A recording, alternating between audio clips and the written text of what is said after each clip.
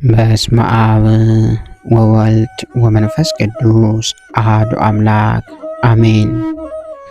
እንኳን በታኅሳስ 20 ቀን ታስበውና ተከብረው ለሚውሉ ለቅዱሳን በዓላት በዚች ቀን ከሌዊ ነገድ ከአሮን ትውልድ የሆነ ነቢይ ሐጌ ያረፈበት የዕረፍቱ መታሰቢያ በዓል በሰላም አደረሳችሁ አደረሰን። ነቢይ ሐጌ እርሱም ከ12ቱ ደቂቀ ነቢያት አንዱ ነው። ናቡከደነፆርም የኢየሩሳሌምን ሕዝብ በማረከ ጊዜ የዚህ ጻድቅ ነቢይ ወላጆቹ ከእስራኤል ልጆች ጋር ወደ ባቢሎን ሀገር ተማርከው ሄዱ። ዳርዮስ የተባለውንም ኩርዝ በነገሰ ጊዜ በሁለተኛው ዘመነ መንግስቱ ይህ ነቢይ ትንቢት ተናገረ።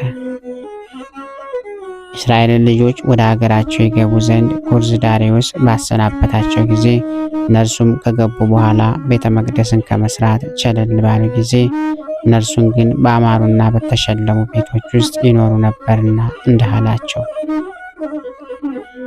ሁሉን የሚገዛ እግዚአብሔር እንዲህ አለ፣ እኔ ቤት ፈርሷል፣ እናንተ ግን ሁላችሁም ቤታችሁን ታንጻላችሁ አላቸው።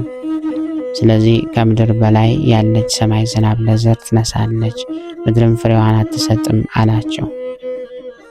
ከሕዝቡም ደጋጎች ሰምተው እጅግ ፈሩ። የእግዚአብሔርን መመስገኛ ቤት እንደሚገባ መስራት ጀመሩ። ይህም ጻድቅ ነቢይ 7 ዓመት ያህል ኖረ። የትንቢቱም ወራት ክብር ይግባውና ክርስቶስ ከመምጣቱ በፊት በ430 ዓመት ነው። ከዚህም በኋላ በሰላም በፍቅር አረፈ። ለእግዚአብሔር ምስጋና ይሁን፣ እኛንም በጸሎቱ ይማረን፣ በረከቱም ከኛ ጋር ትኖር ለዘላለሙ አሜን። በዚች ዕለት የንግሥት ታውፊና መታሰቢያዋ ሆነ። የአውጋኔዎስም የማዴዎስም መታሰቢያቸው ነው።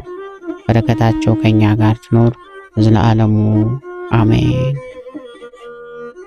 በታኅሳስ 20 ቀን ታስበውና ተከብረው የሚውሉ ዓመታዊ የቅዱሳን በዓላት ቅዱስ ሐጌ ነቢይ፣ አባ አውጋኔዎስ፣ ታውፊና ንግሥት ናቸው። ወርኃዊ በዓላት ደግሞ ቅዱስ ዮሐንስ ሐጺር፣ ቅዱስ አክሎክ ቀሲስ፣ ቅዱስ አፄ ካሌብ ጻድቅ ንጉሠ ኢትዮጵያ፣ አባ አሞኔዎስ ዘሀገረ ቶላ፣ ቅዱስ ዛዲግ የዋሂት፣ አርቴዎድሮስ ኃያል ሰማዕት ናቸው። ብሩ የኔ ነው ወርቁም የኔ ነው ይላል የሠራዊት ጌታ እግዚአብሔር። ከፊተኛ ይልቅ የዚህ የሁለተኛው ክብር ይበልጣል ይላል የሠራዊት ጌታ እግዚአብሔር። በዚህ ስፍራ ሰላምን እሰጣለሁ ይላል የሠራዊት ጌታ እግዚአብሔር። በሐጌ ምዕራፍ 2 ከቁጥር 9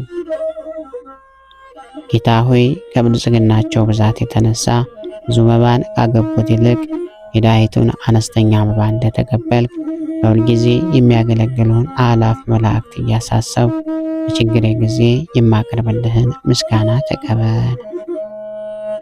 እናንተም ቅዱሳን ነቢያት፣ የወንጌል ሰባኪያን ሐዋርያት፣ ሰማዕታትና ጻድቃን፣ ትጉሃን መላእክት፣ ፍጹማን ደናግል እንዲሁም ደጋጎች መነኩሳት ሆይ ልጅ አዋቂ ሳይለይ የምንሰበሰብበትን የጉባኤ ቦታ ባርኩ።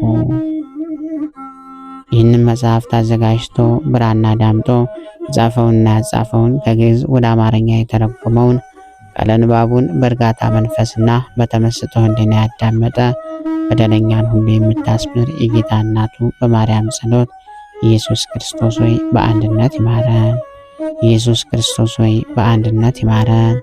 ኢየሱስ ክርስቶስ ሆይ በአንድነት ይማረን።